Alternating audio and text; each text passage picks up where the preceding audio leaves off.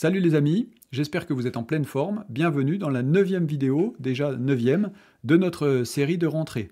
Alors comme d'habitude, on essaye de faire une vidéo courte et donc on passe tout de suite sur notre tableau. Aujourd'hui, nous voyons la présentation de contre-exemples pour prouver qu'une affirmation est fausse.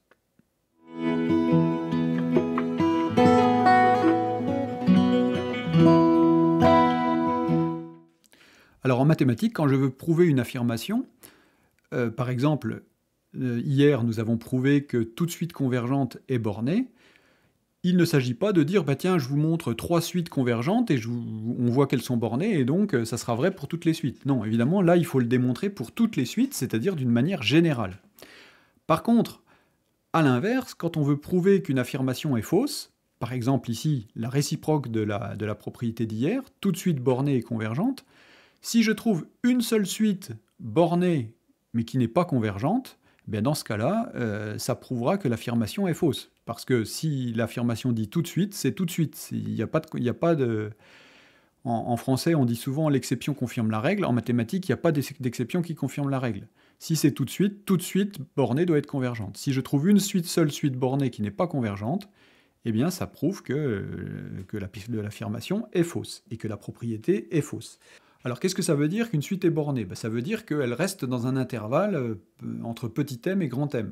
Qu'est-ce que ça veut dire qu'une suite est convergente? Ça veut dire que le terme un tend vers une limite quand n tend vers l'infini, c'est-à-dire se rapproche de cette limite.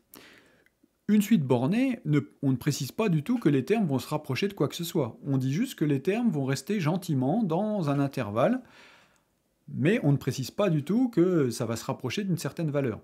Donc pour trouver un contre-exemple de suite bornée qui n'est pas convergente, il suffit de trouver une suite qui reste gentiment dans un petit intervalle, mais sans que les termes ne se rapprochent d'aucune valeur. Alors qu'est-ce qu'on peut faire pour ça? Il y a une suite très simple à laquelle on peut penser, qui est la suite définie par un est égal à moins 1 à la puissance n. Alors qu'est-ce que c'est que cette suite? C'est la suite qui vaut 1 quand n est pair et moins 1 quand n est impair. Donc la suite, c'est 1, moins 1, 1, moins 1, 1, moins 1, 1, moins 1. Alors évidemment que un appartient à l'intervalle moins 1, 1, quel que soit n appartenant à n. Cette suite est donc bien bornée. Mais évidemment, cette suite n'est pas convergente, puisqu'elle vaut une fois 1, une fois moins 1, et il n'y a pas de limite possible. Donc ça nous donne un contre-exemple à cette affirmation, et qui fait que cette affirmation, tout de suite bornée et convergente, est fausse. Alors, voyons le deuxième. Si un est une suite réelle positive non majorée, alors la limite de un est égale à plus l'infini. Alors, une suite réelle, bon, ça n'a pas de difficulté, donc elle est composée de nombres réels. Positive, donc tous les nombres sont positifs. Non majoré, qu'est-ce que ça veut dire? Alors, quel que soit grand A appartenant à R, eh bien, il va exister un n0 tel que un0 est plus grand que grand A. C'est-à-dire, si je fixe une borne supérieure aussi grande soit-elle, je vais toujours pouvoir trouver un terme qui va dépasser cette borne. Ça, c'est une suite qui n'est pas majorée. Alors on aurait tendance à se dire, si une suite n'est pas majorée, alors du coup elle va à l'infini. Il se trouve que cette affirmation est fausse, parce que pour que la suite aille à l'infini, il faudrait non seulement que un0 soit plus grand que A, mais que tous les termes qui suivent un0 soient plus grands que A aussi. Alors comment est-ce qu'on va construire un contre-exemple?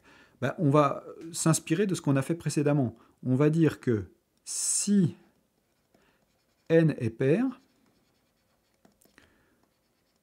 un est égal à n au carré, par exemple. Et si n est impair, eh bien, un est égal à 1. Cette suite, un, elle est bien positive, réelle, bien sûr. Elle n'est pas majorée, puisque n au carré tendant vers l'infini, je vais toujours pouvoir trouver un n au carré qui va dépasser n'importe quoi. Donc si je fixe un grand A, il suffit de prendre un n pair tel que n au carré est plus grand que grand A, et le un va dépasser grand A, donc la suite est non majorée, mais par contre la suite ne tend pas vers plus l'infini, parce que, évidemment, comme tous les termes impairs sont égaux à 1, ça ne fait pas une suite qui va tendre vers plus l'infini, ça. Donc, voilà un contre-exemple qui nous montre qu'on peut avoir une suite réelle positive qui n'est pas majorée, mais dont la limite n'est pas plus l'infini. Alors, voyons le troisième exemple. On nous dit, si quel que soit n appartenant à n, un est strictement plus petit que vn, et si un est une suite qui tend vers L, vn est une suite qui tend vers M, alors petit l est inférieur à grand M. Alors pourquoi est-ce que j'affirme que cette chose-là est fausse, alors qu'on se dit, bah, si un est plus petit que vn, forcément que la limite de un va être plus petite que la limite de vn. Alors oui, c'est vrai, mais ici, pour que ce soit vrai, il faudrait qu'il y ait un inférieur ou égal, c'est-à-dire que quand on passe à la limite, une inégalité stricte va se transformer en inégalité large, parce qu'il n'est pas possible d'assurer que l'inégalité restera stricte. Alors, donnons un exemple. On va poser un est égal à 2 plus, alors on va dire un plus petit que vn, donc on va mettre moins, 2 moins 1 sur n, et vn est égal à 2 plus 1 sur n. Tout ça pour n appartenant à n étoiles cette fois, parce que comme on fait 1 sur n, il ne faut pas que n soit égal à 0.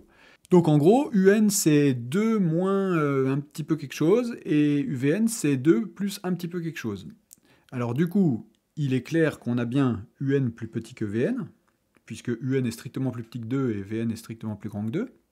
Un tend vers L. Alors, un tend vers quoi ici? Bah, un tend vers 2, bien sûr, parce que 1 sur n, quand n tend vers l'infini, ça va tendre vers 0. Et donc, ça va tendre vers 2 moins 0, c'est-à-dire vers 2.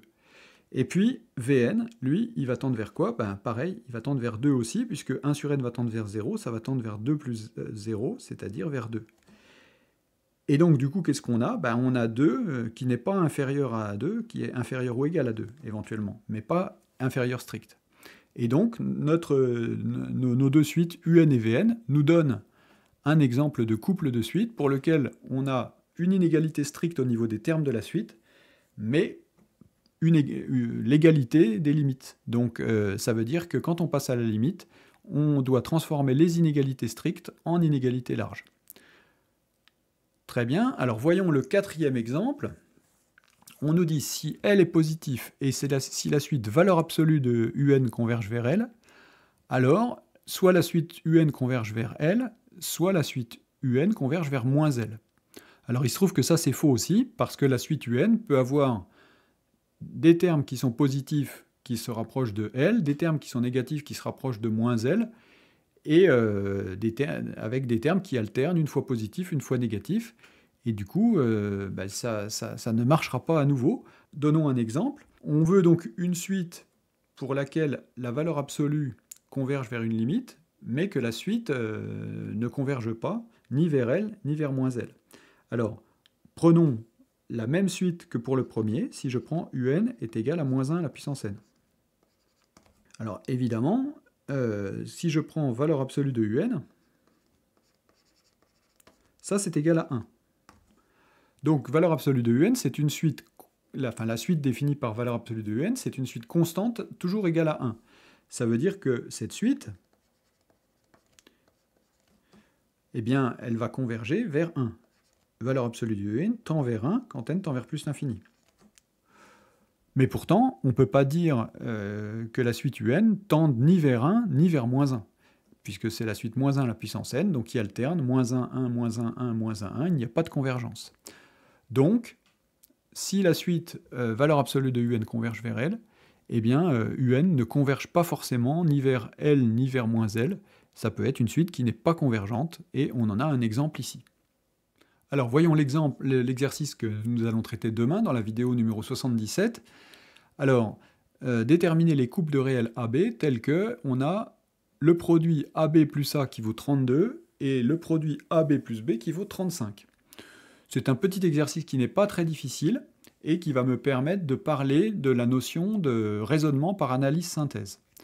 Donc on verra ça demain, et évidemment, n'hésitez pas à chercher l'ensemble des solutions de ce problème d'ici là. Voilà pour la vidéo d'aujourd'hui, merci de m'avoir suivi jusque-là. Comme d'habitude, aidez-moi à développer la chaîne avec des pouces et des abonnements. N'hésitez pas aussi à aller sous la vidéo pour télécharger le formulaire Maths Essentiel, qui est un petit peu le fil conducteur de toute cette série de vidéos. Et puis, on se retrouve dès demain pour une nouvelle vidéo. N'hésitez pas d'ici là à chercher l'exercice que nous traiterons. Bonne journée à vous et à demain. Salut à tous!